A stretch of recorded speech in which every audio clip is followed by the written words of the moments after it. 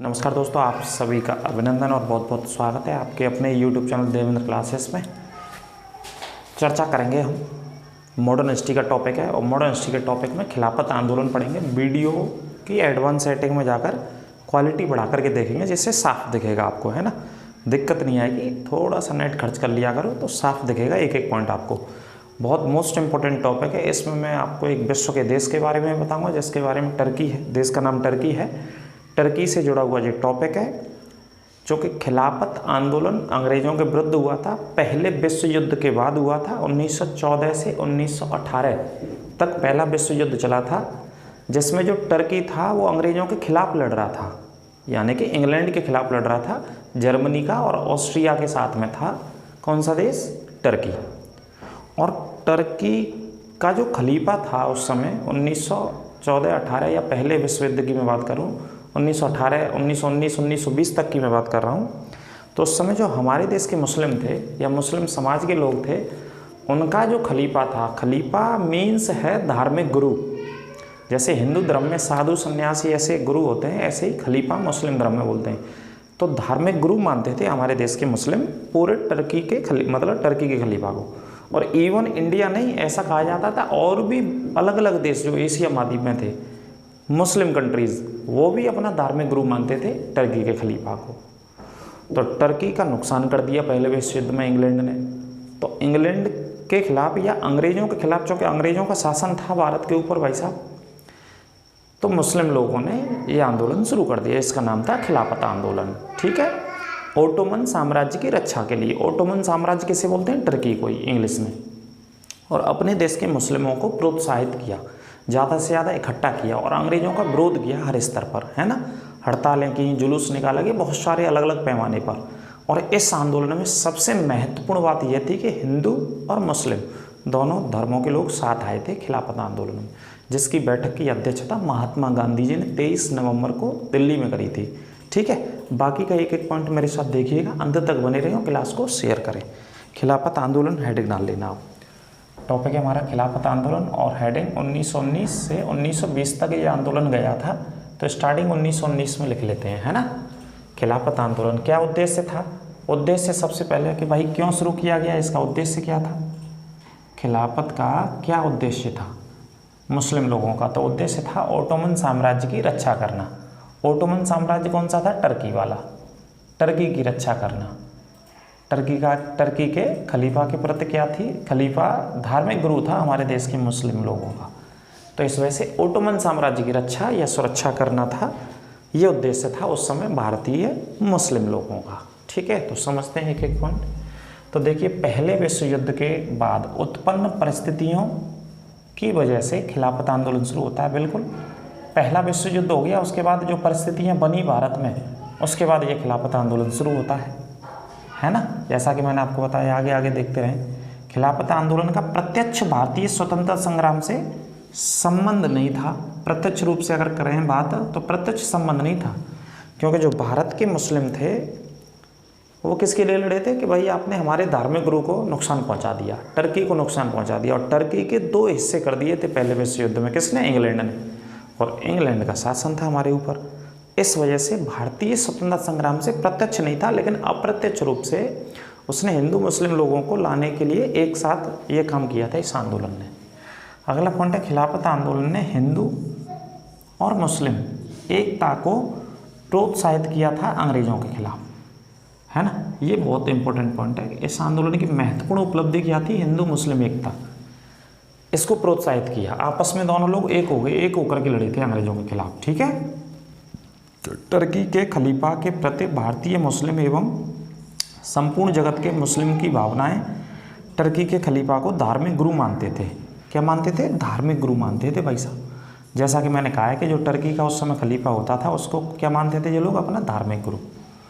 अब आपके धार्मिक गुरु को, आपके मंदिर को, आपके चर्च को, आपके गुरुद्वारे को, आपकी मस्जिद को कोई नुकसान पहुंचाएगा तो जाहिर सी बात है भाई, भावनाएं आहत होंगी। जिसको आप भगवान मानते हैं, जिसकी आप पूजा करते हैं, ऐसे इंग्लैंड ने धार्मिक गुरु मतलब खलीफा यानी कि टर्की के दो हिस्से कर दिए थे पहले विश्व युद्ध में।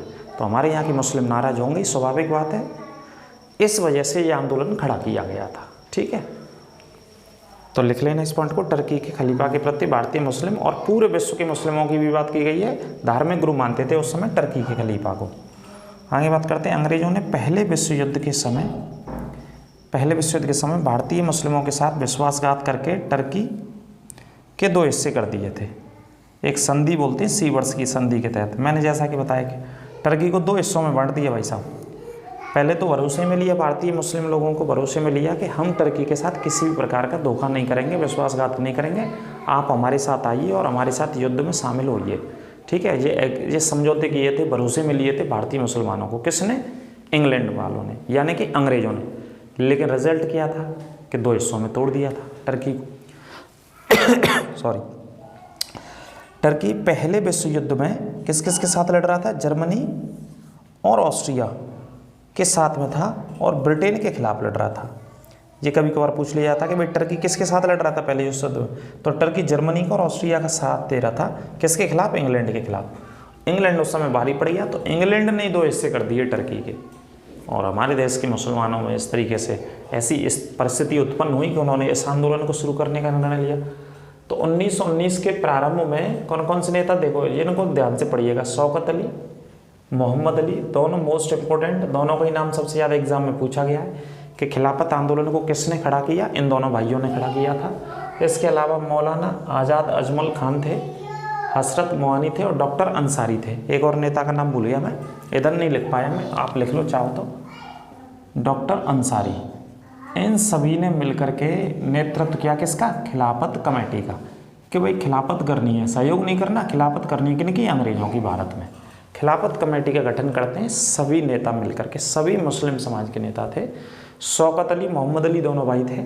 इसके अलावा मौलाना आज़ाद अजमल थे, हसरत मोहानी और डॉक्टर अंसारी ने मिल करके एक कमेटी बनाते हैं, खिलाफत कमेटी। ठीक है, आगे देखो एक एक पॉइंट। तारीख 23 नवंबर, डेट डाल लेना, 23 नवंबर है। 23 नवंबर 1919 को अखिल भारतीय खिलाफत कमेटी का सम्मेलन दिल्ली में होता है। कहाँ पे होता है? दिल्ली में आयोजित हुआ था। जिसकी अध्यक्षता कौन करते हैं? महात्मा गांधी जी जिसकी अध्यक्षता करते हैं। महात्मा गांधी जी इस सम्मेलन की अध्यक्षता करते हैं। और ये कहाँ पे होता है? दिल्ली में होता है ये सम्मेलन। ठीक है, ये नोट कर लेना।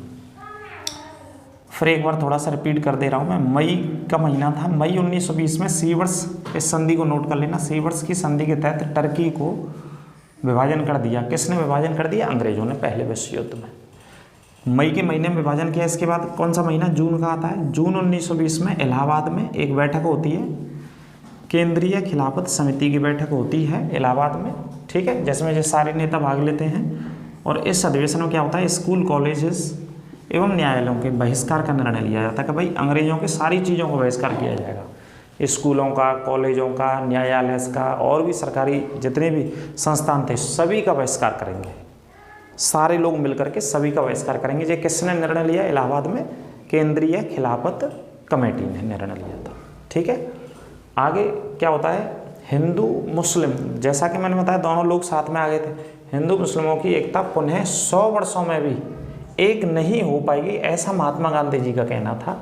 कौन से अवसर पर? खिलाफत कांग्रेस के अवसर पर। 100 वर्षों में भी नहीं, ऐसा महात्मा गांधी ने कहा कि मैं जो इस आंदोलन में देख रहा हूँ, खिलाफत आंदोलन में देख रहा हूँ, जो दोनों धर्मों के लोग साथ मिल के लड़ रहे हैं। इधर हिंदू धर्म वाले भी आ गए थे। क्यों आ गए थे? कि वो परेशान थे। उधर जलियांवाला बाग हत्याकांड हो गया 13 अप्रैल 1919 को। ठीक है, और इसके अलावा रॉलेट एक्ट उन्होंने लागू कर दिया था। बिना वारंट की तलाशी और गिरफ्तारी होती थी, तो वो परेशान थे, हजारों लोगों को मार दिया गया। इधर खिलाफत से टर्की के 2 हिस्से कर दिए, तो मुस्लिम, तो दोनों लोगों ने एक साथ आकर के, जॉइंट से आकर के मजबूती से अंग्रेजों का विरोध किया। धरने दिए, हड़तालें की, बहुत सारे काम किए अलग अलग, जैसा कि मैंने बताया। उस समय यही सारी चीज़ें होती थी आंदोलनों के समय।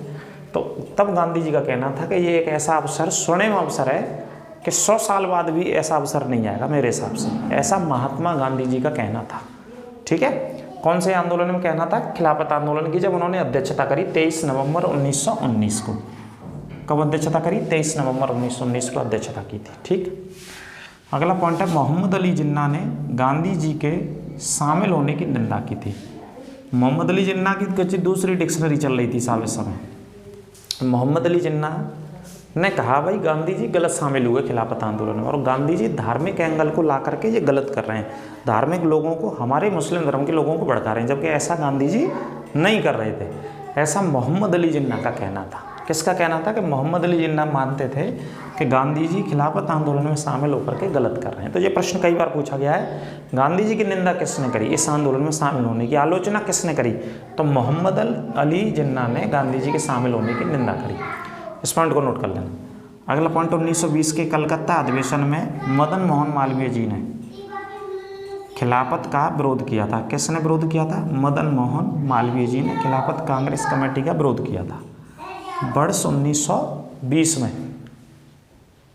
कमेटी का विरोध किया था। किसने विरोध किया? मदन मोहन मालवीय। ज़्यादातर नेता इसके समर्थन में थे, इन्होंने विरोध किया था। सिर्फ मदन मोहन मालवीय जी ने किसका?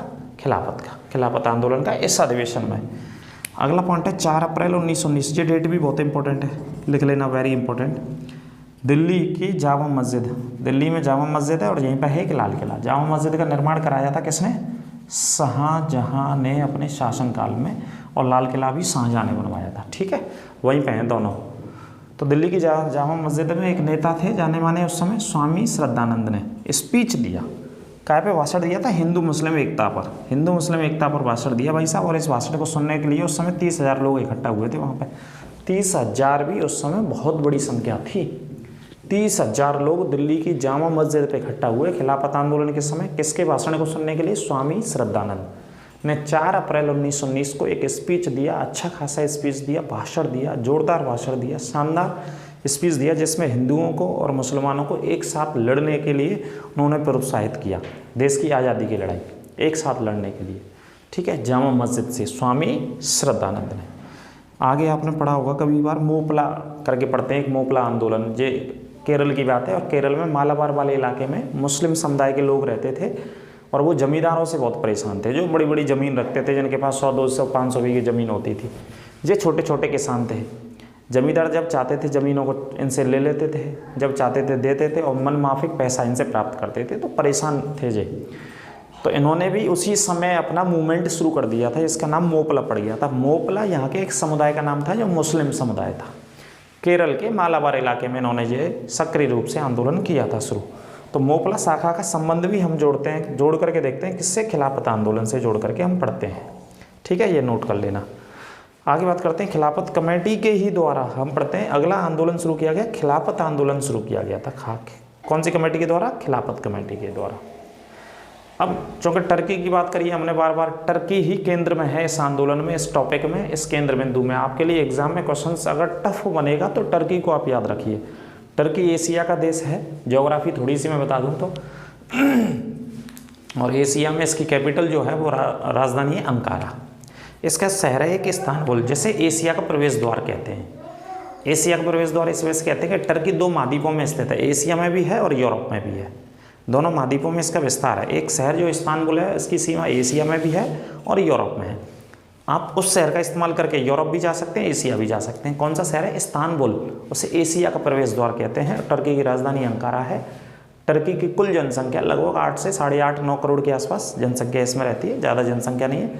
अनातोलिया का पठार बहुत प्रसिद्ध है इसके अंदर है। जैसे हमारे यहाँ बहुत सारे पठार पढ़ते हैं ना, जैसे दंडकारण्य का पठार पढ़ते हैं, भगवान राम से भी संबंधित है, रामायण में दंडकारण्य का है ना। टिन का सबसे ज़्यादा उत्पादन उस इलाके में होता है। छत्तीसगढ़ के दक्षिण में स्थित है दंडकारण्य का वाला पठार। गोदावरी नदी यहाँ के, सॉरी माफ़ कीजिए, इंद्रावती नदी यहाँ से होकर के बहती है, जो गोदावरी की सहायक नदी है ना। छोटे नागपुर का पठार पढ़ते हैं जो कोयले का सबसे ज़्यादा उत्पादन करता है भारत में।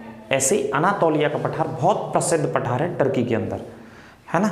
इस पॉइंट को याद रखना। और अंतर महाद्वीपीय देश है चूँकि 2 महाद्वीपों में, इस वजह से इसको क्या बोलते हैं? अंतर महाद्वीपीय देश बोलते हैं। और इसके टर्की के सीमाओं की अगर हम बात करें तो टर्की की सीमा है, ईरान से लगी है टर्की, इराक से लगा हुआ है, बुल्गारिया से लगा, बुल्गारिया यूरोप में पड़ता है ना। सीरिया से लगा हुआ है, आर्मेनिया से लगा हुआ है, ये एशिया के देश हैं। इन देशों से टर्की सीमा बनाता है।